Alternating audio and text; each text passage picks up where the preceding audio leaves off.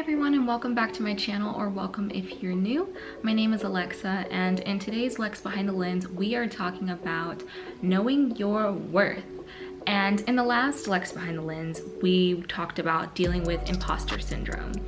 If you want a brief overview of what that is, I'll put a clip on the screen now. The official definition of this, and I'll be looking down to read this, is anxiety or self-doubt that results from persistently undervaluing one's competence and active role in achieving success, while falsely attributing one's accomplishments to luck or other external forces. But I ended that video by saying that we need to start showing more grace to ourselves when we're going through these moments of doubt, and that way we can be a better and healthier version of ourselves and for others.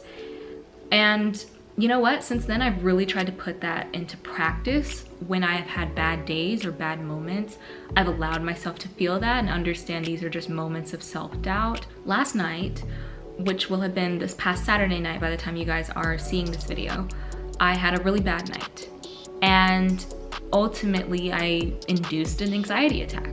I couldn't breathe, my heart was racing, I was shaking and crying, and thankfully, with the help of my boyfriend, he really helped me come down from that moment.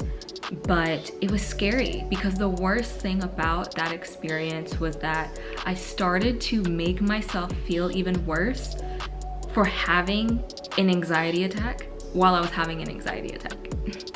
It's just really silly how the brain can work like that, that you, while you're clearly in a state of distress, that you can still find some kind of negativity to spout onto yourself. And it was really annoying. I mean, I definitely didn't like that place I was in, but unbeknownst to me, or unexpectedly, I eventually ended up having a moment of pride because the recovery time was way shorter than it ever has been in the past. Typically, when I had these moments of really intense anxiety, and I think I've only had a couple of anxiety attacks, I end up still feeling really bad, crying myself to sleep pretty much, and letting it affect me for the next 3 days-ish, just feeling like I'm in a slump. But with the help of fully articulating and communicating my thoughts and feelings out loud, I got to a point where I was able to talk myself into a more positive headspace, which I feel like I've never truly been able to do in the past. I got to a point where I said, you know what? What I am experiencing right now is just what is happening at this time in my life at 26 years old. The things that have been inducing this anxiety for the last few years are a temporary speck in what is going to be my life. This is not the end of my story, and when this chapter ends, I will be reminded of this time so that I never regress back to it. This is a humbling moment for me so that I never lose sight of my end goal, of my vision of success for myself, and that should I ever be in a position to lead or mentor another person, that I will do whatever I can in my power to make sure they never feel like I felt on that night. And literally 2 months ago, when I made that imposter syndrome video, I would not have been able to talk to myself in that way. So you guys are probably wondering, how did you get to that state? What did you do to mentally condition yourself in those 2 months? Did you watch something? Did you read something? Is there some kind of exercise you've been doing? Like, what is it? And I can't say there was a particular source that really did something for me. I think it had to come from within. I had to want a change. I think the unhappiness and the unsettled feelings just came to a hilt, and I decided that I didn't want to feel like that as often as I was. A totally unorthodox thing that literally makes no sense. I will not be able to translate or articulate this into plain English for you guys to understand why it had the effect on me in the way that it did. But if you did already watch the vlog of how I spent my time off, you know that I recently, or it's not recent, but I joined a book club this summer. And the first book that we read was So You Want to Talk About Race by Ijeoma Oluo. I talk about this book in depth in a more recent video that's also linked on the screen that you guys should check out. But There is a particular chapter in the book where she prompts you as a reader to examine your own privileges. For some reason, that exercise just broke open my mind. I felt freed after writing those things down. I'll repeat, it makes no sense that recognizing my privileges led me eventually on a path to understanding and accepting and knowing my worth and improving my self-confidence. It doesn't, but it was a feeling. It was a physical response to this exercise. I wrote a blog post specifically talking about the privileges that I've come to understand and the benefits of doing this as an exercise, no matter who you are. That blog post is linked down below as always, but I just somehow, some way, my brain took this as you are free to feel. I think for so long, I have always been independent when it comes to dealing with my feelings and my personal mental health journey. It has taken a lot for me to even get to that point 2 years ago when I first opened up about experiencing anxiety while traveling. And I've had to learn how to lean on others because I don't know if it's the strong Black woman trope, but I've always felt like I need to be strong. I always felt weird taking favors and help from others, and I've suppressed so much and pushed so much down so that I can make sure I always appear grateful, that I always seem put together. I don't want to give anybody any kind of ammo, any kind of leverage to think that they have more power or more control over me than they may already have. But getting to examine, I guess, that I have some sort of control or that I do have advantages that can help other people and help myself. I don't know what it did, but it opened up the floodgates. It broke other blockages that I was having, and I just said, I'm going to recognize that I'm a human being. I'm finally going to recognize I'm a human being. And once I had that moment, I think I was finally able to start really taking care of myself, really appreciating myself, and really understanding that I have to live my life how I want to live it. So while that was my moment of clarity that brought me to this point, everyone's moment is going to be different if you have it at all. I, again, was open to this kind of change, but it's not gonna look the same for everyone. And it may not be as clear to everyone. It may not be what Oprah calls an aha moment like I felt that I had. But there are some things I've been doing to maintain this type of thinking that I think everybody can benefit from. I do want to clarify that you watching this, you know yourself and your situations better than anyone else.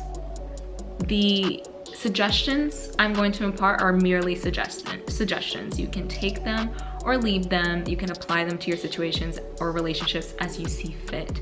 But these are the things that, very general things I've been doing that I think can make us all start to recognize, at least if you don't already know, start to recognize our worth and start to get us on a path to really believing in ourselves, really developing that self-esteem and self-confidence. So depending on what is really, the main thing affecting your self-confidence, maybe it's you're not where you want to be professionally, maybe it's being in an emotionally abusive relationship with a friend or a significant other, maybe it's just simply comparing yourself on social media to other people physically. I don't know, but one of the things I've started doing is setting boundaries for myself so that I don't indulge in things that I know will upset me, and setting boundaries for others. I will use a very broad example so people can kind of understand what I'm saying. Let's say you've gotten super close to your boss. They're chill, they're down to earth, maybe they're in your age group and you felt pretty comfortable because they open up so much about their personal life. Maybe you've shared some personal anecdotes, but you're still in a professional environment. They are your boss. Maybe they've had to make some decisions that you don't agree with and that you feel have either directly affected you or indirectly affected you. And you're just like feeling like you want to give them the cold shoulder, but you know you can't do that, or maybe you don't want to do that because you don't like conflict, whatever the case may be. How do you set a boundary? You've already had so much time with this person or developed this rapport with this person. How do you start setting boundaries? The first thing to setting boundaries in general is understanding that there is no start date to setting boundaries. It doesn't matter how long your relationship with another person is, the foundation upon which it was built. You can build any kind of boundary you want at any time because you are allowed to change your mind at any time on any day. I'm gonna repeat that for the people in the back. You are allowed to change your mind at any time, on any day, at any given point.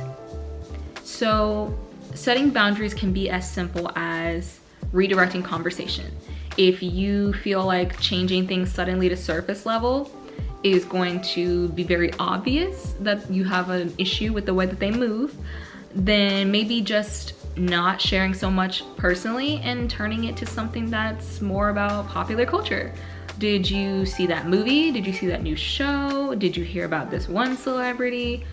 Have you listened to this one song? Those are ways you can always keep the conversation light and make your person that you're having this shift with not feel like they've all of a sudden got the gate shut down, like their access granted pass has been declined, you know? That's just one of the things you can do. I know it's a bit difficult with long-term friends, long-term romantic relationships, but we are ever-changing people. Like, situations change, our feelings change, we grow, we regress, we move forward. And there are things that we need at different times in our life that's just part of it. And we have to decide, do I still want to indulge in this? Is there a way that I can remove some of this pain, that I can control some of this, that I can get a grasp on things so that I don't feel these negative feelings all the time? Setting boundaries is one of those ways. Let's talk about creating distance as well. When people hear distance, they immediately think cold shoulder, ghosting, completely cutting off all communication, and that's not the kind of distance I want to encourage people to do here.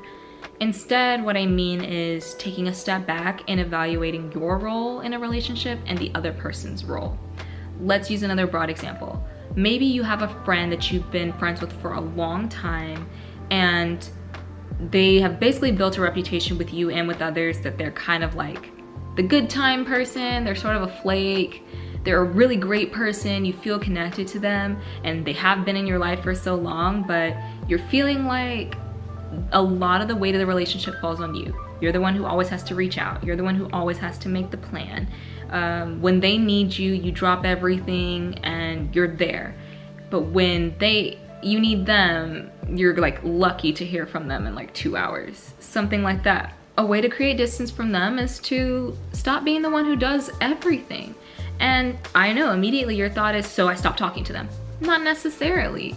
It's just recompartmentalizing that type of relationship. Deciding, you know what, they are really fun in group settings. We do have a good time. If they reach out to me, yeah, let's hang out, let's go do something. But if they're always going to depend on me to hold that candle, I'm not gonna do it every time. We are all guilty of being in relationships that are 80-20. Sometimes we are the 20. And maybe what you can do, instead of holding on all this anger and resentment and irritation about the fact that this person hasn't changed their lifelong behavior to suddenly fit your new needs in your relationship, redirect that energy to someone else who does, or redirect that energy to be the better friend to someone you've been treating like that. It doesn't mean that you dislike them, that they're a bad person. It just means I don't want to harbor this negativity towards you. And I hope that you will notice a little bit of the distance and do your part in our friendship or relationship, or however you define it. I hope that you'll do that, but I'm not gonna waste my time worrying about it. I'm gonna get to a point where I don't look at something that you've done or said and I'm gonna waste my time analyzing that. I'm gonna go do this. I'm gonna go do this hobby. I'm gonna go hang out with this friend. I'm gonna go talk to this person. I'm gonna talk to myself. Just do something more productive with that energy. And if they're the kind of friend that you believe you can talk to up front about that sort of thing, do it. If you ultimately evaluate that relationship and you notice, you know what, even if I did talk to them, I really don't think they would really change their behavior for me, then don't waste your time and don't take it personally. So with setting boundaries and creating distance, it appears on the surface that a lot of what you're doing is equally protecting yourself, but also protecting another person's feelings. And the reason that I take this approach is because a lot of times we're not looking to just completely cut people off. If you are, then you already know how to do that, honestly. You get to a point where you're fed up and you don't care anyway. But some of us just aren't really good at confrontation. Some of us don't feel that the relationship is worth completely changing. Some of these relationships are tied to bigger situations and we don't want to rock the boat. So you have to think of ways that don't jeopardize you in the equation. If you are someone who's in a position to do a confrontation and that's what you feel comfortable doing, such as myself, I have no problem with confrontation, then this next step that you can do to put yourself first, start getting that energy back and start getting what you deserve, is learning how to communicate thoughtfully. There's a way to communicate effectively, but there's also a way to communicate thoughtfully. And the reason I say thoughtfully is because it does have to consider the other person. You can be the most prepared person on earth, whether it's face-to-face or on text, and something can still get lost in translation. You can make the mistake of making your entire speech about all the ways that they upset you, they wrong you, and that's all they're going to receive. You can send out the most thoughtful, I love you, you're so important to me text, but someone can misread your tone because it is a text. You're always running a risk when you go into a confrontation. There is a way to communicate to another person, whether it's professional, personal, whatever, that you're not here to sever the relationship. You're not here to establish enemy lines and make them the enemy or make yourself the enemy. You have to make sure that that is clear in your message or you're gonna run into problems in the long haul. However, anytime you walk into a confrontation, you should always be prepared for things to go left, things to not go the way you wanted. Even in the best of situations, sometimes you still don't feel completely settled, but that's when you turn inward and try to figure out why you're receiving the message that way. You know, that's a bigger and longer conversation, but anytime that you want to communicate with someone, just make sure it's thoughtful and that they feel like they are part of the conversation. I have a final point in the ways that we can do minimal things with larger impacts to ultimately get to a point where we feel like we are improving and getting to know our self-worth, which is asking yourself, anytime you come into one of these situations where you're feeling triggered by something, where you're feeling so angry because you feel like you're being treated a certain way, how does this serve me? Is this something I need to be dedicating my time and energy to? Is this something that is really a me problem or is it a them problem? Is someone lashing out on me because of something else going on in their life? Then it's a them problem. Did I contribute to this situation? Well, then I need to take responsibility. But if it doesn't ultimately serve you, if this is not a relationship that you want to maintain or save or salvage, if this is a work situation that you no longer want to be in, if this is a goal that you are just tired of trying to push for and it's just not clicking, it's not making sense for you, let it go. Let it go. Be prepared to let it go. Just be like, this is causing me more harm than it is help. We have a lot of instances in our day-to-day life that accumulate over time where we have to actually step back and recognize that. We convince ourselves that we have to surrender to that we have to give up part of ourselves. But there is a huge difference between compromising and sacrificing. We are given one life to live, just one. If it wasn't clear before this global pandemic, all the things that we took for granted, it's that life is unpredictable and you have absolutely no idea when your last day on this earth is. Absolutely none. So how long are you going to live someone else's version of your life? How long are you going to allow someone to have control over the way that you act, think, speak, breathe, move, exist? How long? Really, how long are you going to continue to lead a second-rate life that's not your own? When you leave this world, you don't get to take anything with you. You don't. Why would you want to look back on your life and think of it as a way that you lived for someone else's comfort? Why would you do that to yourself? That is sacrifice. That's not compromise.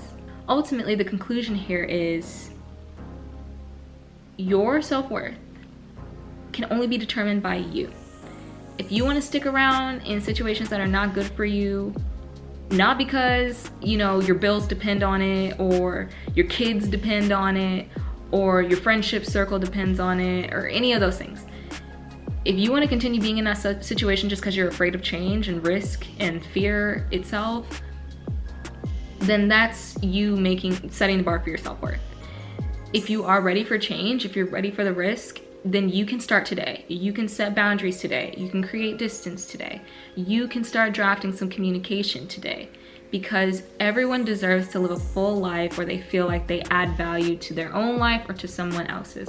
Everyone is entitled to that. It doesn't matter what your privileges are. Everyone is entitled to feel worthy and to feel good about themselves and not feel like an addition to other people, or feel like they are the foundation upon which other people get to live their life. Just for what? For somebody's comfort, somebody else's comfort. We cannot continue living like that. I really enjoy having these conversations with you guys. It's so fun to talk about things I think everyone goes through. And as always, I appreciate you guys for watching. Please like, please subscribe, and anything that I mentioned in this video will be linked down below. So I'll catch you guys in the next one. Bye.